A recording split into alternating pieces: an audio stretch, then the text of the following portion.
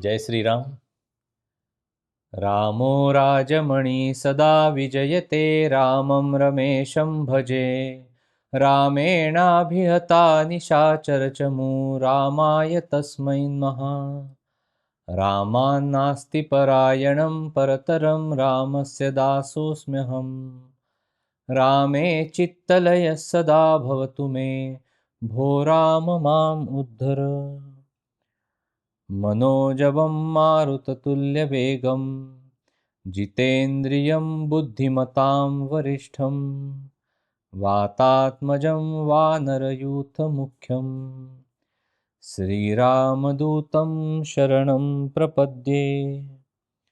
शुकासारिखे पूर्णवैराग्यजाचे, वसिष्ठापरी ज्ञानयोगेश्वराचे. कवी वाल्मिका सारिखा मान्य ऐसा, नमस्कार माझा सद्गुरु रामदासा. महारुद्रजे मारुती रामदास, कली माजिते जाहले रामदास. जना उद्धराया पुन्हा प्राप्त होती, नमस्कार त्या ब्रह्मचैतन्यमूर्ती. सद्गुरुनाथ महाराज की जय. जय जय रघुवीर समर्थ. श्रीराम समर्थ. जय श्रीराम. सगळ्यांना माझा नमस्कार. आपण मानस प्रबोध अर्थात समर्थांनी जे मनाचे श्लोक रचलेले आहेत त्यावर त्यांच्याच कृपेने निरूपण सेवा करत आहोत. आपण दर रविवारी एक एक श्लोक अभ्यासाला घेतो आणि समर्थांना आपल्याला काय सांगायचं आहे त्या श्लोकातून ते आपण पाहतो, त्याचा अभ्यास करतो. आज निरूपणासाठी 41वा श्लोक आहे. तो श्लोक काय आहे हे पहिल्यांदा आपण बघूया आणि मग त्याचा अर्थ बघूया. समर्थांनी या श्लोकामध्ये काय उपदेश केलाय मनाला तेही आपण बघूया. श्लोक बघूया पहिल्यांदा. बहु हिंडता सौख्य होणार नाही, शिणावे परी नातुडे हित काही.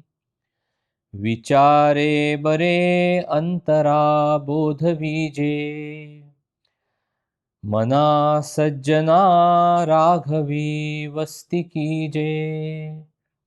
जय जय रघुवीर समर्थ. श्रीराम समर्थ. काय सांगतायत समर्थ या श्लोकामध्ये आपल्याला, की बहु हिंडता सौख्य होणार नाही. बहु म्हणजे पुष्कळ, खूप. हिंडता म्हणजे सगळीकडे हिंडत राहणे. आज मनुष्य विषय सुख भोगण्यासाठी किंवा ते शोधण्यासाठी सगळीकडे हिंडतोय. ते समर्थांनी या श्लोकामध्ये सांगितलेले आहे की बहु हिंडता सौख्य होणार नाही. सौख्य म्हणजे खरं समाधान, खरा आनंद, खरं सुख होणार नाही म्हणजे मिळणार नाही. शिणावे परी नातुडे हित काही. शिणावे म्हणजे श्रम होणे, कष्टणे, दमणे, थकणे. नातुडे म्हणजे न आतुडे, म्हणजे ही गोष्ट एखादी मिळणार नाही किंवा सापडणार नाही. हित म्हणजे कल्याण. विचारे बरे अंतरा बोधविजे. विचारे म्हणजे सारासार विचार करून, बरे म्हणजे चांगल्या पद्धतीने, नीट रीतीने. अंतरा म्हणजे मनाला, अंतःकरणाला. बोधविजे म्हणजे बोध कर किंवा समजूत घाल, असं मनालाच सांगितलेलं आहे की तू तुझी समजूत घालून घे. की तू पुष्कळ कितीही कुठेही हिंडलास, विषय सुखाच्या मागे ते शोधण्यासाठी तू कितीही हिंडलास, तरी तुला खरं सुख समाधान प्राप्त होणार नाही. तुला व्यर्थ श्रम होतील, तुझं त्याने कल्याण साधलं जाणार नाही. अशा पद्धतीने हे मना तू बोध करून घे, असं समर्थ माऊली आपल्याला सांगते. आणि चौथ्या चरणामध्ये समर्थ आपल्याला सांगतायत की मना सज्जना राघवी वस्ती कीजे. आपण बघितलं की 38व्या श्लोकापासून 42व्या श्लोकापर्यंत प्रत्येक चौथ्या चरणामध्ये समर्थांनी मनाला हेच सांगितलेलं आहे की तू भगवंतापाशी निवास कर. आणि तो निवास करण्यासाठी काय करायला पाहिजे ते समर्थ पहिल्या 3 चरणांमध्ये सांगतात. म्हणजे समर्थ आपल्याला हे सांगतायत की तुम्ही सगळीकडे कितीही हिंडलात, प्रापंचिक सुख मिळावं, विषयभोग भोगता यावा, त्याच्या शोधासाठी तुम्ही कितीही हिंडलात, तरी तुम्हाला खरं सुख, समाधान, सौख्य प्राप्त होणार नाही. त्याने तुमचं कल्याण होणार नाही. खरं सुख, समाधान कुठे आहे तर भगवंतापाशी आहे.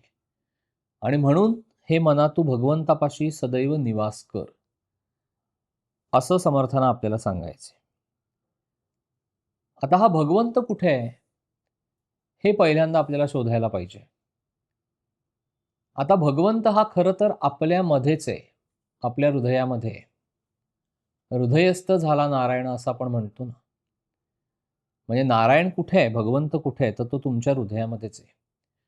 पण तो हृदयामध्ये प्रकट व्हावा असं वाटत असेल, आपलं मन स्थिर व्हावं असं वाटत असेल, तर आपण जी सगळी मानसिक पातळीवर आणि शारीरिक पातळीवर ही जी काही सगळी धडपड करतोय विषय सुख भोगण्यासाठी, किंबहुना ओरबाडण्यासाठी, ते सगळं जर आपण थांबवलं, अंतर्यामी स्थिर झालो, मनाची स्थिरता साधली, भगवंताचं ध्यान केलं, भगवंताचं नामस्मरण केलं, एका जागी शांतपणे बसून विचार केला की आपण ही सगळी धडपड कशासाठी करतोय, काय साधायचंय आपल्याला हे सगळं करून, व्यवहार करायचा आहे तो एका जागी आपल्याला करत न्यायचा आहे, व्यवहार कोणालाच चुकलेला नाहीये. पण तो करत असताना आपल्या मनाची भूमिका आपण कशी ठेवायला हवी, आपण आपली एक दृष्टी भगवंताकडे कशी ठेवायला हवी, हे सगळ्या संतांना आपल्याला सांगायचं असतं. आणि समर्थ माऊली आपल्याला तेच सांगते की विचारे बरे अंतरा बोध विजे, मना सज्जना राघवी वस्ती कीजे. म्हणजे हे मना तू स्वतःची समजूत घालून घे, तू स्वतःला चांगला बोध करून घे की तुझं कल्याण जर तुला साधायचं असेल तर बहुहिंडता सौख्य होणार नाही. तू सगळीकडे ते सुख शोधत राहिलास तर तुला ते मिळणार नाही, कारण ते सुख भगवंताचं होण्यामध्ये आणि तो भगवंत हृदयामध्ये, त्याच्यामुळे सुख कुठे आपल्या स्वतःमध्येच आहे, आतच आहे. महाराज म्हणतात तसं की सुख हे बाहेरून कुठून उत्पन्न करायचं नाहीये, ते आपल्या अंतर्यामी प्रकट व्हायला पाहिजे. आपल्या अंतरातून ती सुखाची भावना, समाधानाची भावना आपल्याला प्राप्त व्हायला पाहिजे. कारण खरं सुख आणि समाधान हे भगवंतापाशी आहे. पण आज आपण स्वतःचाच विचार केला तर आपण सगळे जण भौतिकामध्ये अडकलेलो आहोत. आज आपल्या सगळ्यांचा एकीकडे प्रपंच चालू आहे, आज आपल्या सगळ्यांचा एकीकडे व्यवहार चालू आहे. आपल्याला असं वाटतं की आपण भौतिक जगातून ते सुख मिळवू शकतो, प्रपंच आपल्याला सुख देईल, ही आपली भावना असते. त्यामुळे आपण सुख कशातून शोधतो तर 3 गोष्टीतनं आपण सुख शोधण्याचा प्रयत्न करतो. एक म्हणजे व्यक्ती, दुसरं म्हणजे वस्तू आणि तिसरं म्हणजे स्थळ. आपल्या सुखाच्या कल्पना ह्या 3 गोष्टींच्या भोवती फिरतात. म्हणजे आपल्याला जर सुख म्हणजे आपल्या पातळीवर आनंद शोधायचा असेल, सौख्य व्हावं असं वाटत असेल, तर आपण ते व्यक्तीकडून प्राप्त करण्याचा, दुसऱ्या व्यक्तीकडनं प्राप्त करण्याचा प्रयत्न करतो. जर आपल्याला भौतिकातून आनंद शोधायचा आहे, ही आपली वृत्ती आहे. कारण तो आनंद आपल्याला दृश्य गोष्टीतनं मिळतो. दृश्य गोष्टी म्हणजे काय? जे आपल्या साध्या डोळ्यांना दिसतं. साध्या डोळ्यांना ज्या गोष्टी दिसतात त्या गोष्टींपासनं सुख प्राप्त करणं हा मनुष्याचा स्वभाव गुणधर्म आहे. त्यामुळे दुसरं सुख माणूस शोधण्याचा प्रयत्न करतो ते म्हणजे वस्तूंमधून. म्हणजे एक व्यक्तींमधून, दुसरं वस्तूंमधून आणि तिसरं स्थळातून. म्हणजे आपल्या सुखाच्या कल्पना ह्या 3 गोष्टींभोवती फिरतात. आपल्याला असं वाटतं की अमुक ठिकाणी गेलं म्हणजे आपल्याला सुख प्राप्त होईल. अमुक वस्तू आपल्याला मिळाली की आपल्याला सुख प्राप्त होईल. अमुक व्यक्तीबरोबर आपण राहिलो की त्या व्यक्तीकडून आपल्याला सुख प्राप्त होईल. आपल्या सुखाच्या कल्पना इथे मर्यादित आहेत. व्यक्ती, वस्तू आणि स्थळ ह्या तिन्ही गोष्टी दृश्य आहेत. त्यामुळे आपण दृश्यातून सुख शोधण्याचा प्रयत्न करतो. आज आपलं सगळं सुख, समाधान किंवा आनंद प्रापंचिक भोग भोगण्यामध्ये लपलेलं आहे. आपल्याला विषय वासना पूर्ण करून घ्यायच्या आहेत. आपल्याला जेव्हा विषय वासना पूर्ण करून घ्यायच्या असतात त्यावेळेला बऱ्याचदा ते दुसऱ्या व्यक्तीवर अवलंबून असतं. किंवा बऱ्याचदा आपण सुख शोधण्यासाठी एखाद्या स्थळाचा किंवा ठिकाणाचा आधार घेतो. पण खरं समाधान किंवा खरं सुख मिळतं का? आपले व्यर्थ श्रम होतात बऱ्याचदा. म्हणजे आपल्याला असं वाटतं की अमुक एखाद्या ठिकाणी गेलं की मला सुख मिळेल. आपण व्यक्तीकडून आपल्या विषय वासना पूर्ण करून घेण्याचा प्रयत्न करत असतो. पण उद्या त्या व्यक्तीबरोबर आपलं पटेन असं झालं तर आपल्याला त्या व्यक्तीकडनं सुख मिळणार आहे का? नाही. आपण सुखाच्या आशेने, सुखाच्या लालसेने सगळीकडे हिंडतो. बहु हिंडता सौख्य होणार नाही, हे पहिल्या चरणात समर्थ माऊली आपल्याला सांगते. आज आपलं सुख वस्तूंवर अवलंबून आहे. ज्या वस्तूतनं आपण सुख मिळवायचा प्रयत्न करतो ती उद्या वस्तू मोडली की आपल्याला सुख मिळणार आहे का? नाही मिळणार. मग आपला आनंद लगेच मावळतो की नाही? आपण एखादी नवीन वस्तू विकत घेतली आणि काही कारणाने दुर्दैवाने ती वस्तू आपल्याच हातातून खाली पडली आणि फुटली. आता ती वस्तू आपल्याला आनंद देऊ शकते का? नाही देऊ शकत. एखाद्या व्यक्तीबरोबर आपलं खूप चांगलं जमत होतं. तो आनंदाचा आभास असतो. उद्या ती व्यक्ती आपल्या आयुष्यातनं बाजूला गेली की आपला आनंद त्या व्यक्तीबरोबरच मावळतो. मग हा खरा आनंद आहे का? तर तो खरा आनंद नाही. तसंच आपण विषय कितीही भोगला तरी तो पुन्हा पुन्हा भोगावासा वाटतो. म्हणजे आपल्या हवेला तृप्ती नाही. म्हणजेच काय की खरं सुख किंवा समाधान विषय भोगून सुद्धा मिळत नाही. कारण कितीही भोगलं तरी पुन्हा भोगावंसं वाटतं. त्याने तृप्त मन आपलं होत नाही. समर्थ माऊली करुणाष्टकामध्ये काय म्हणते की विषयजनित सुखे सौख्य होणार नाही. तुझं विण रघुनाथा ओखटे सर्व काही. आपण विषयातनं कितीही सुख मिळवण्याचा प्रयत्न केला तरी ते कधीही आपल्याला मिळणार नाही. तुझं विण रघुनाथा. विण म्हणजे शिवाय. तुझ्या वाचून हे रघुनाथा म्हणजे हे भगवंता तुझ्या शिवाय खरं तर सगळं व्यर्थ आहे. महाराज म्हणतात की वासना ही लाडावलेल्या कुत्र्याप्रमाणे. आपण किती हडहड केलं तरी ते कुत्रं जसं आपल्या जवळ येतं तसं आपण वासना कितीही भोगली तरीही ती पुन्हा पुन्हा उत्पन्न होते. म्हणजे ती भोगाने संपत नाही. त्याचा त्याग करायचा म्हटला तरीही मनातली जी अतृप्त भावना आहे ती संपत नाही. ते अनैसर्गिक आहे की एखादी गोष्ट करावीशी वाटतीये पण आता मी त्याचा त्याग केलाय. पण मनामध्ये ते करावंसं वाटणं ह्याचा अर्थ तो खरा त्याग नाही. नैसर्गिकरित्या मला आता त्या गोष्टीचा तिटकारा आला पाहिजे, तो खरा त्याग आहे. ती गोष्ट समोर आली तरी भोगावीशी वाटणार नाही. तशी मनाची अवस्था बनली पाहिजे. त्यामुळे वासना ही भोगाने संपत नाही, वासना ही त्यागाने सुद्धा संपत नाही किंवा ती नाहीशी होत नाही. बऱ्याचदा आपलं सुख मगाशी आपण बघितलं त्याप्रमाणे व्यक्तिसापेक्ष असतं, व्यक्तीवर अवलंबून असतं. म्हणजे दुसऱ्या व्यक्तीकडून आपला स्वार्थ साधला गेला की ती व्यक्ती आपल्या जवळची वाटते. दुसऱ्या व्यक्तीने आपली स्तुती केली की अतिशय प्रेम उत्पन्न होतं त्या व्यक्तीविषयी आपल्या मनात. दुसऱ्या व्यक्तीने जरा आपलं काही चांगलं कौतुक केलं की आपल्याला ती व्यक्ती हवीहवीशी वाटते. हे सगळं देहबुद्धीमुळे होतं. तेवढ्यापुरतं सुखाचं आहे. उद्या तीच व्यक्ती जर आपल्याशी भांडली, आपल्याबरोबर तिने वाद घातला, आपल्याला नावं ठेवायला सुरुवात केली, आपल्याला दूषणं द्यायला सुरुवात केली, आपली निंदा करायला सुरुवात केली, तर आपल्याला ती व्यक्ती आवडेल का? नाही. त्या व्यक्तीविषयी आपल्या मनामध्ये राग उत्पन्न होईल. त्या व्यक्तीविषयी आपल्या मनामध्ये द्वेष उत्पन्न होईल. ह्याचाच अर्थ काय आहे, की आपलं सुख जे कालपर्यंत एखाद्या व्यक्तीवर अवलंबून होतं, आज ते सुख तुम्हाला मिळतंय का? नाही मिळत आहे. म्हणून समर्थ माऊली असं म्हणते, की बहु हिंडता सौख्य होणार नाही.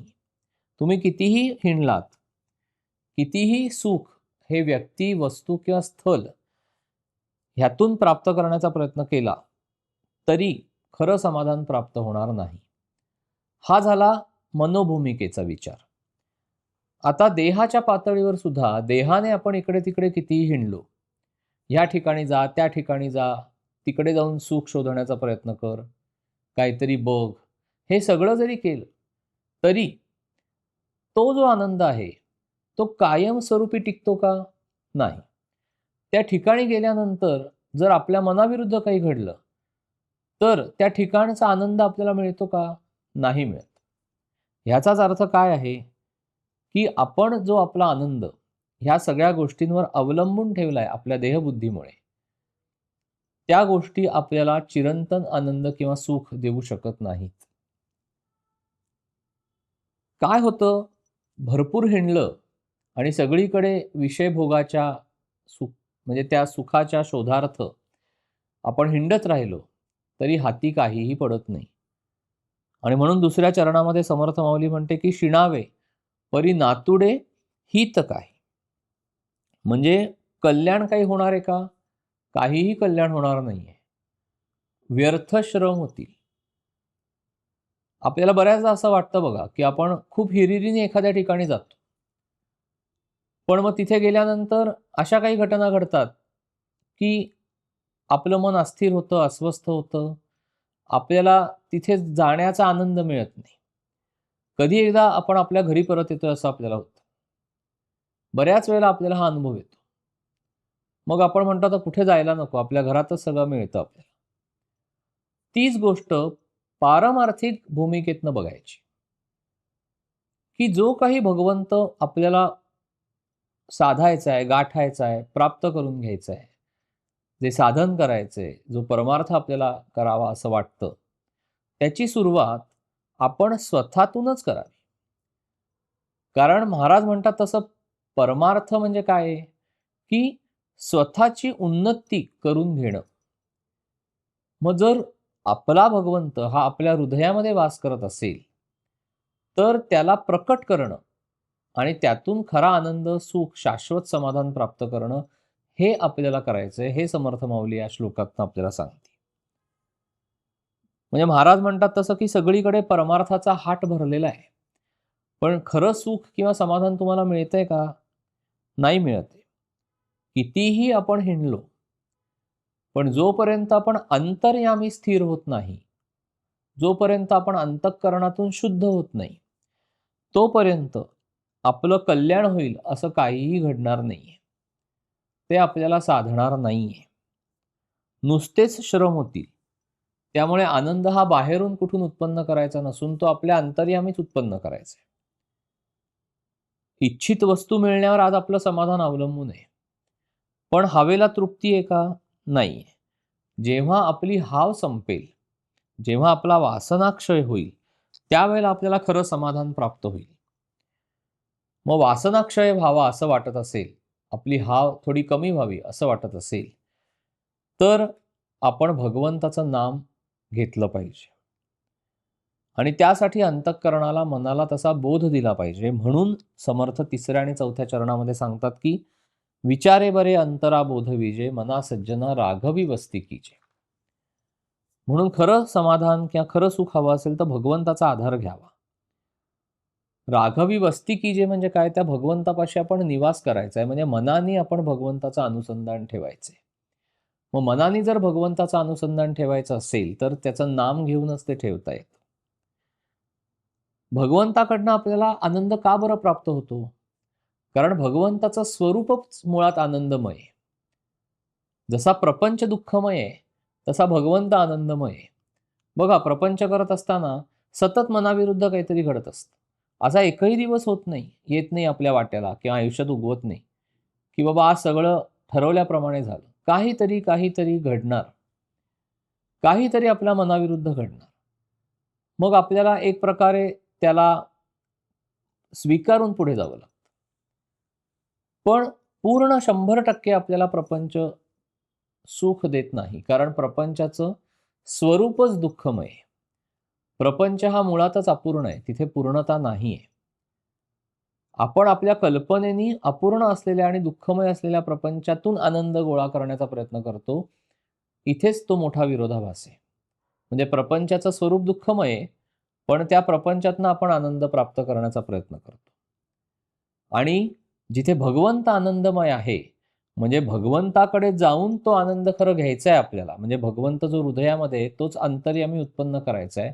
तर तिथून तो आनंद उत्पन्न न करता आपण आपल्या प्रापंचिक विवंचना घेऊन भगवंताकडे जातो. बघा, आपण किती विरोधाभासाने वागतो. म्हणजे जिथे प्रपंच दुःखमय आहे, त्या प्रपंचातून आपण आनंद शोधण्याचा प्रयत्न करतो आणि जिथे भगवंत आनंदमय आहे, तर त्या भगवंताकडून आनंद प्राप्त करून घ्यायच्या ऐवजी आपण आपल्या विवंचना घेऊन भगवंताकडे जातो. म्हणजे भगवंताला काय वाटत असेल? ह्याचा विचार आपण करायला पाहिजे. म्हणजे आज आपलं सगळ्यांचं काय झालेलं आहे, की भगवंत हृदयामध्ये आहे. आपल्या अंतःकरणामध्ये भगवंत आहे. पण त्या भगवंताबरोबर एक मी सुद्धा दडलेला आहे.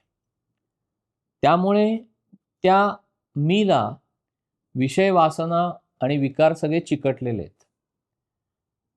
तर ती इंद्रियांची सगळी जी गडबड आहे ती शांत करून मन अंतर्यामी स्थिर केल्याशिवाय आपल्याला भगवंत प्राप्त होणार नाही.